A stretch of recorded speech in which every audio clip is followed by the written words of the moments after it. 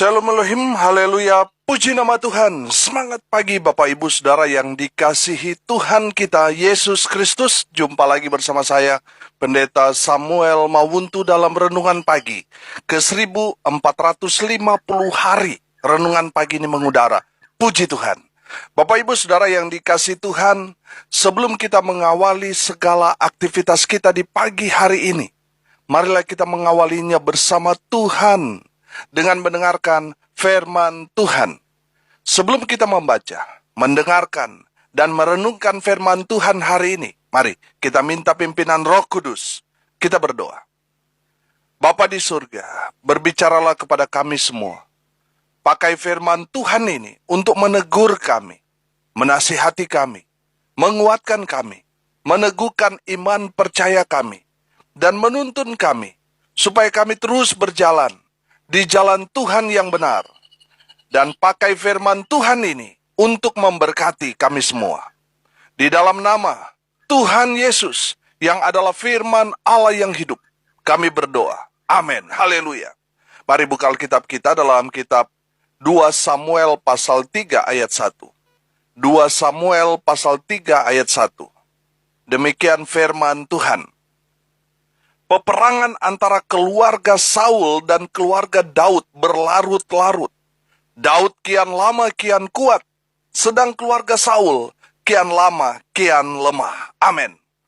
Bapak Ibu Saudara yang diberkati Tuhan, konteks kebenaran firman Tuhan ini berbicara tentang dua raja Israel. Satu, Raja Saul dan keluarganya, dan yang kedua, Raja Daud dan keluarganya. Firman Tuhan ini berkata, Daud kian lama kian kuat, sedangkan Saul kian lama kian lemah. Pertanyaannya, apa yang membedakan dua raja ini? Sehingga yang satu semakin kuat, yang satu semakin lemah. Yang pertama kita belajar, Saul ditinggalkan roh Tuhan. Karena apa? Karena tidak taat. Saudara yang dikasihi Tuhan, saya percaya ketika Roh Kudus atau roh Tuhan ada di dalam diri kita, maka kita akan menjadi pribadi yang taat. Tapi kalau kita tidak taat, itu menandakan roh Tuhan atau Roh Kudus itu telah meninggalkan kita. Sama seperti yang dialami oleh Saul. Saul ditinggalkan Roh Kudus karena apa? Kepala batu. Karena tidak taat. Kesalahan Saul dalam 1 Samuel pasal 13, di mana Saul tidak sabar menunggu Samuel karena keadaan bangsa Israel pada saat itu di medan perang yang sudah sangat-sangat terjepit. Pada konteks pada saat itu, seorang imam atau seorang nabi akan melakukan ritual untuk mendapat perhatian Tuhan agar bangsa Israel dibela Tuhan. 7 hari yang dijanjikan Samuel bahwa dia akan datang, itu terasa begitu lama bagi Saul. Karena situasi bangsa Israel sudah sangat-sangat terjepit di medan perang melawan Filistin. Oleh karena itu, Saul mengambil inisiatif sendiri. Dia melakukan ritual yang seharusnya tidak boleh Saul lakukan. Ritual yang seharusnya hanya bisa dilakukan oleh nabi atau seorang imam. Itu pun harus dari keturunan Lewi. Sedangkan Saul dari suku Benyamin, artinya Saul tidak layak melakukan ritual itu. Setelah Saul mempersembahkan korban bakaran dan korban keselamatan, Samuel datang. Apa kata Samuel kepada Saul? Saudara lihat, 2 Samuel 13 ayat 13 dan ayat 14.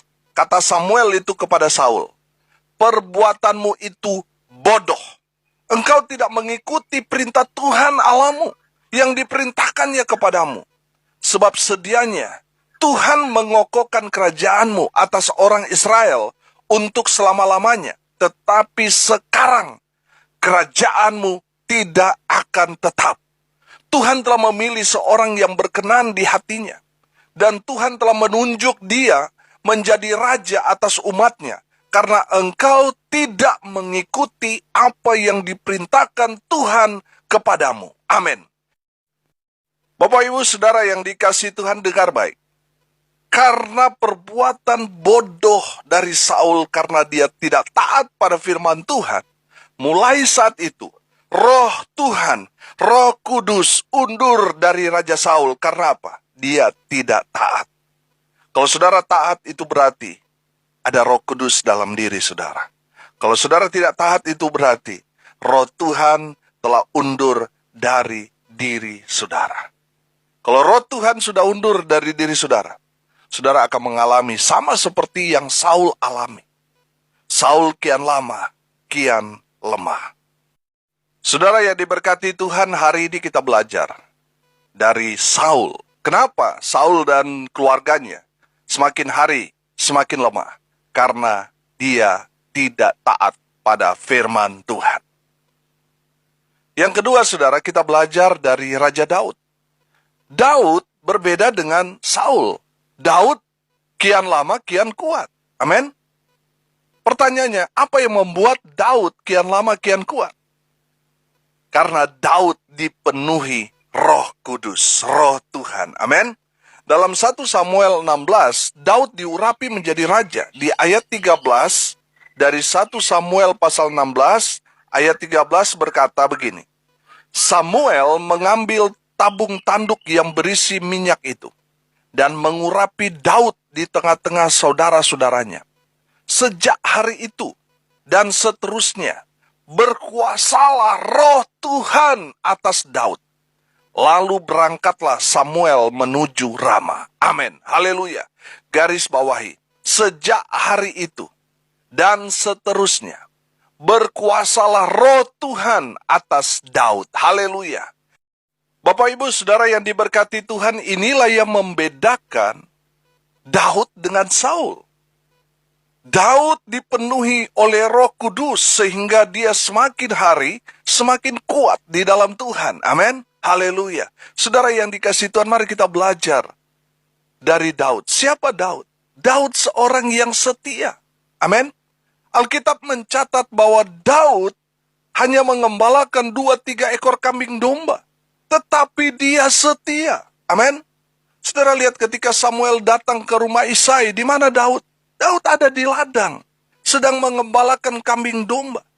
Yang 2-3 ekor itu. Saya melihat Daud seseorang yang memiliki hati yang setia dan penuh tanggung jawab kepada tugasnya sebagai gembala 2-3 ekor kambing domba. Bapak Ibu Saudara yang dikasihi Tuhan, saya percaya Tuhan melihat kesetiaan kita. Amin. Saudara, setialah sama seperti Daud. Dia setia sekalipun yang dipercayakan kepadanya hanya 2 atau 3 kambing domba. Tapi Daud tetap setia. Amin.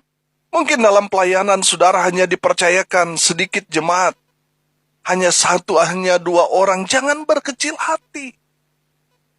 Tuhan melihat itu bukan jumlah, tetapi kesetiaan saudara.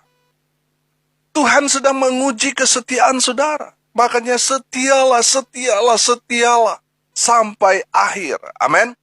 Karena Tuhan mencari orang yang setia. Setia kepada Tuhan. Orang yang setia kepada Tuhan. Setia mengikut Tuhan. Setia melayani Tuhan. Tuhan akan promosikan sama seperti Daud. Dari seorang gembala, kambing domba 2-3 ekor tadi. Karena kesetiaannya, dia mendapat promosi menjadi raja karena kesetiaannya. Yang Tuhan lihat adalah kesetiaan kita. Amin. Saudara yang dikasihi Tuhan, mari kita mau belajar dari Daud. Belajar setia. Saya percaya seorang yang ada Roh Tuhan dalam dirinya, ada Roh Kudus, pasti dia memiliki karakter setia. Setia melayani, setia mengikut Tuhan, setia kepada pasangannya. Haleluya. Yang kedua, saudara, kita belajar dari Daud. Daud seorang yang suka bermazmur, suka menaikkan pujian penyembahan kepada Tuhan. Amin. Alkitab mencatat ketika Saul dikuasai roh jahat, Daud dipanggil untuk memainkan kecapi, menaikkan pujian penyembahan, sehingga roh jahat itu keluar dari tubuh Saul. Amin. Haleluya. Bapak Ibu Saudara yang diberkati Tuhan, kecapi itu kan alat musik petik. Saudara lihat, orang yang diurapi Tuhan, baru memetik senar kecapi saja, roh jahat itu sudah kabur, saudara. Saking apa? Ada kuasanya. Ketika kita menaikkan puji-pujian kepada Tuhan, ada kuasa firman Tuhan berkata, Tuhan bertahta di atas puji-pujian umatnya. Amin. Haleluya. Bapak Ibu Saudara yang diberkati Tuhan, jangan ada di antara kita menyepelekan pelayanan musik. Karena Tuhan bertahta di atas puji-pujian, penyembahan umatnya. Amin.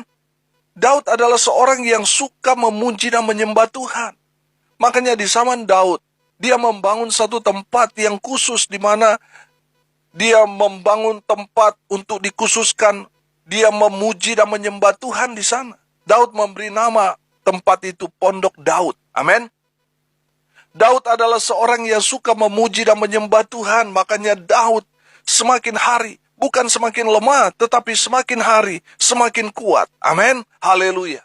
Saya percaya seseorang yang ada Roh Kudus di dalam dirinya, ada Roh Tuhan di dalam dirinya, pasti dia senang memuji dan menyembah Tuhan. Amin. Haleluya. Yang ketiga kita lihat dari Daud. Daud seorang pejuang, bukan pecundang. Amin. Daud seorang yang punya mental pejuang, bukan pecundang. Haleluya. Sejak dia jadi gembala, dia seorang pejuang yang berjuang untuk menyelamatkan 2 ekor, 3 ekor kambing dombanya dari serangan binatang buas.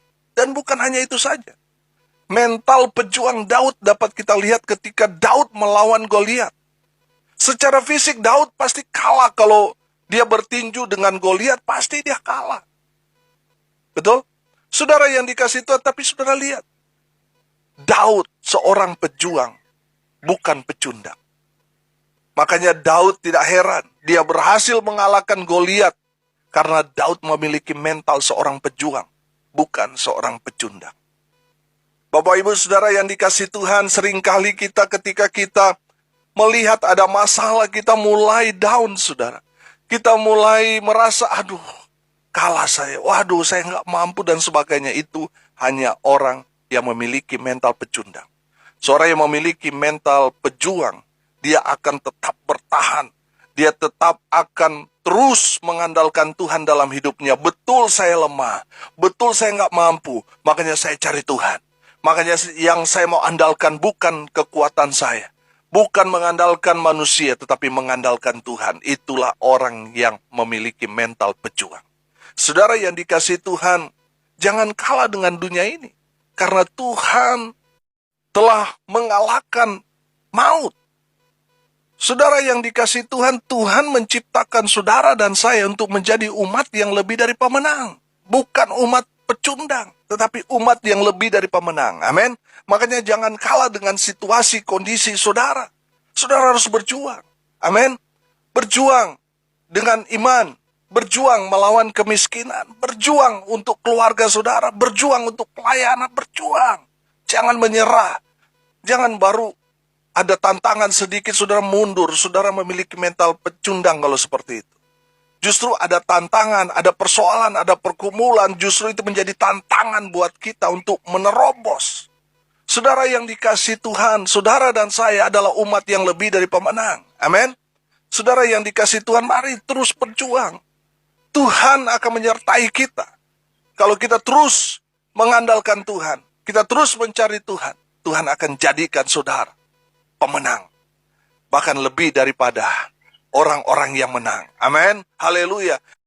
Bapak Ibu Saudara yang dikasih Tuhan, selama kita ada di dunia ini, kita adalah seorang pejuang yang harus dan terus berjuang melawan kuasa-kuasa yang jahat yang mencobai kita supaya kita jatuh dalam pencobaan.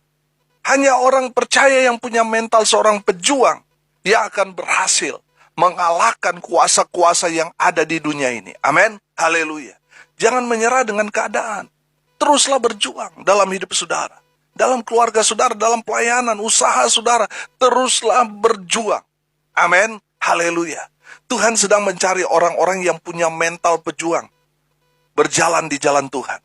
Itulah kenapa Daud semakin hari semakin kuat, karena Daud seorang pejuang yang berjuang demi nama Tuhan. Amin. Haleluya. Saya percaya saudara yang dikasih Tuhan, seorang yang ada Roh Kudus di dalam dirinya, dia akan berjuang karena dia memiliki mental pemenang.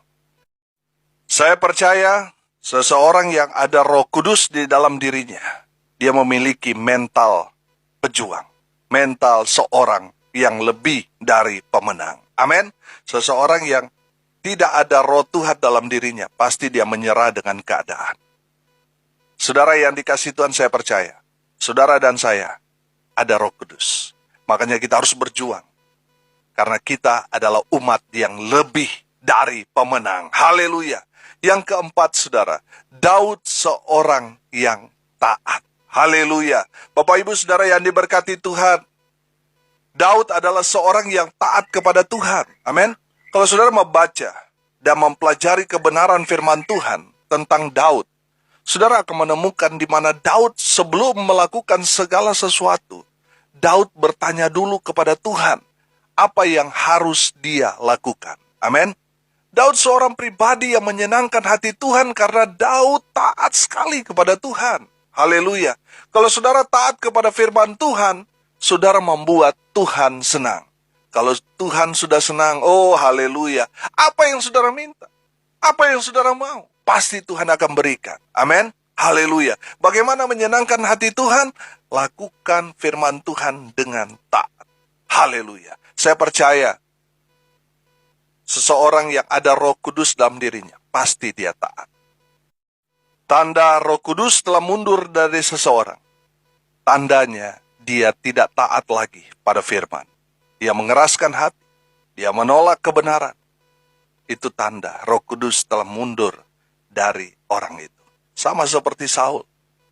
Roh Tuhan mundur, Saul makin hari makin lemah. Berbeda dengan Daud. Daud justru semakin lama semakin kuat karena ada Roh Tuhan di dalam dirinya. Amin. Saudara yang dikasihi Tuhan, Daud seorang pribadi yang taat pada firman Tuhan. Saudara, kalau saudara mau Tuhan berkenan atas hidup saudara, memberkati hidup saudara, mari mau belajar melakukan firman Tuhan. Makanya saya berdoa buat saudara, para pendengar, jangan hanya berhenti menjadi pendengar setia. Jadilah pelaku-pelaku firman. Amin. Haleluya. Saudara lihat dalam firman Tuhan dari Kejadian sampai Wahyu, Tuhan memakai orang-orang yang taat pada firman Tuhan. Amin.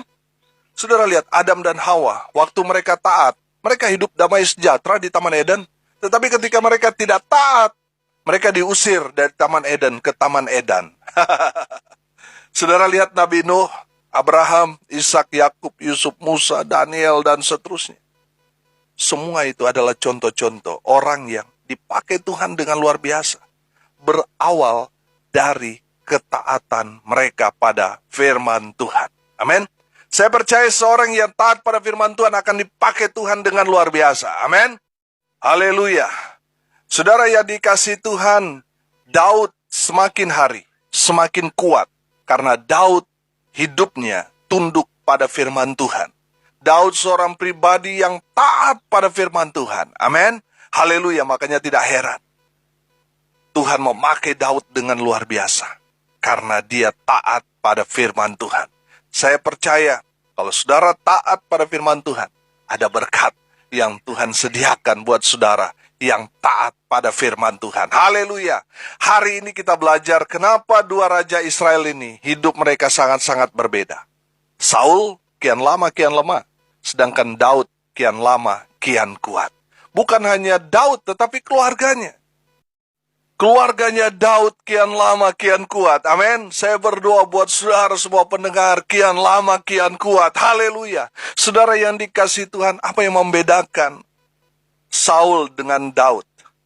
Yang membedakan pertama kita belajar karena Roh Tuhan telah undur dari Raja Saul. Karena apa? Karena Saul tidak taat. Inilah yang menyebabkan Saul dan keluarganya kian lama kian lemah.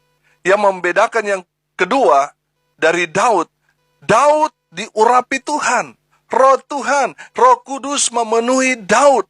Kenapa? Karena Daud seorang yang setia, seorang yang suka bermazmur, menaikkan pujian penyembahan kepada Tuhan, seorang pejuang bukan pecundang, seorang yang taat pada firman Tuhan. Inilah yang membuat Daud kian lama kian kuat. Daud dan keluarganya kian lama kian diberkati. Amin. Haleluya. Saudara yang dikasihi Tuhan, Dari firman Tuhan ini juga kita dapat melihat seseorang yang dipenuhi Roh Kudus dan orang yang sudah jauh dari Tuhan, di mana Roh Kudus telah mundur dari dia, dari dua orang ini, Saul dan Daud. Tanda orang yang ada roh Tuhan di dalam dirinya, pasti seperti Daud. Orangnya setia, suka bermazmur, menaikkan pujian penyembahan kepada Tuhan, seorang yang berjuang, seorang yang taat firman. Tapi seorang yang Roh Kudus telah mundur dari dirinya, pasti dia memiliki jiwa yang memberontak. Pasti dia tidak taat pada firman Tuhan. Pasti dia tidak setia. Pasti dia tidak senang bermazmur. Pasti dia tidak mau berjuang. Pasti kepala batu. Itu tanda Roh Kudus telah mundur dari orang itu. Saudara yang dikasihi Tuhan, saya percaya semua pendengar ada Roh Kudus. Makanya saudara tetap setia. Senang menaikkan pujian penyembahan kepada Tuhan. Seorang yang terus berjuang walaupun masa-masa sulit, walaupun kenyataan sangat-sangat berat untuk menjadi orang percaya, tapi saudara tetap setia, tetap berjuang, tetap taat melakukan firman. Sehingga tidak heran, semakin hari, makin lama, saudara dan keluargamu akan seperti Daud, semakin kuat. Amin. Haleluya. Mari kita berdoa. Terima kasih Bapa di surga atas kebenaran firman Tuhan yang sangat memberkati kami. Hamba berdoa biarlah semua pendengar makin lama, mereka dan keluarganya makin kuat. Makin kuat di dalam Tuhan.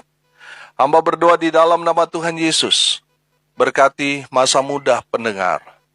Rumah tangga mereka diberkati, keluarga mereka diberkati, anak-anak mereka diberkati. Hamba berdoa untuk mereka yang sakit, baik yang ada di rumah maupun di rumah sakit, Tuhan jamah, Tuhan sembuhkan mereka.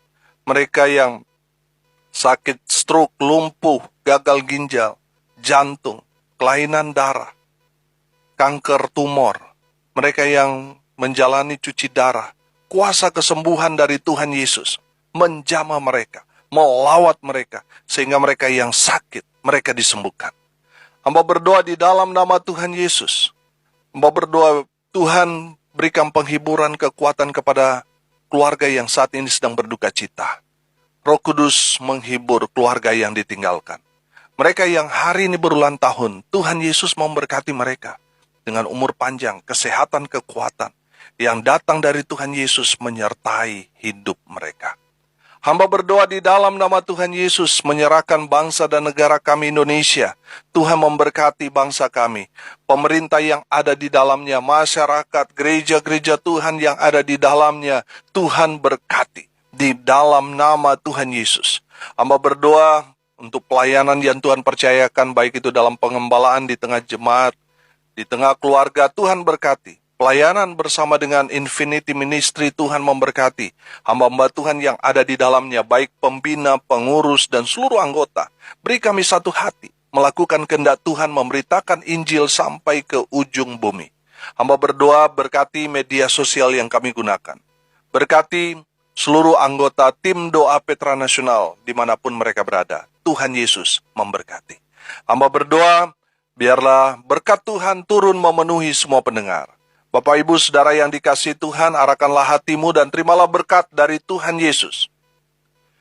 Tuhan memberkati engkau dan melindungi engkau. Tuhan menyinari engkau dengan wajah-Nya dan memberi engkau kasih karunia. Tuhan menghadapkan wajah-Nya kepadamu dan memberi engkau damai sejahtera. Di dalam nama Tuhan Yesus, sumber segala berkat. Bapak Ibu Saudara yang percaya diberkati Tuhan, katakan amin. Puji Tuhan. Bapak Ibu Saudara yang dikasihi Tuhan, kalau saudara merasa diberkati melalui renungan pagi ini, bagikan juga kepada saudara-saudara yang lain, agar mereka juga diberkati, karena untuk itulah kita dipanggil untuk jadi berkat. Kalau saudara mau konseling, mau sharing, mau didoakan, saudara bisa japri WA saya di 081 337 491 360. Saya bersama tim doa Petra Nasional akan berdoa buat saudara, karena kami percaya bagi Tuhan tidak ada yang mustahil. Amin. Saudara yang mendengar kabar baik ini, melalui media sosial dari Infinity Ministry, saudara bisa menghubungi tim doa di sana di 081 237 247 340. Saudara yang mau dilayani konseling keluarga, saudara bisa menghubungi layanan konseling keluarga dari Infinity Ministry di call center di 08191301583 kali. Ada hamba-hamba Tuhan yang siap melayani saudara. Haleluya. Bapak Ibu Saudara pendengar setia renungan pagi dari saya Pendeta Samuel Mauntu, saya mengajak Bapak Ibu Saudara sekalian untuk dapat bersama-sama dalam ibadah KKR ucapan syukur hari ke-1500 pada tanggal 30 Juli 2022 ini. Waktu dan tempat nanti saya informasikan 2 minggu sebelum hari H. Saudara yang mau ikut dalam ibadah ucapan syukur hari ke-1500 audio renungan pagi ini, saudara bisa japri saya supaya saya bisa tahu seberapa banyak yang hadir untuk kita mempersiapkan segalanya. Saudara yang mau mendukung pelayanan ini, saudara bisa japri saya dan kita bersama-sama mengerjakan pekerjaan Tuhan ini supaya makin banyak orang lagi mendengar kabar baik, mereka boleh diselamatkan. Saudara yang dikasihi Tuhan, salam kasih dari Bali, saya Pendeta Samuel Mauntu. Sampai jumpa besok pagi. Tuhan Yesus memberkati kita semua. Haleluya.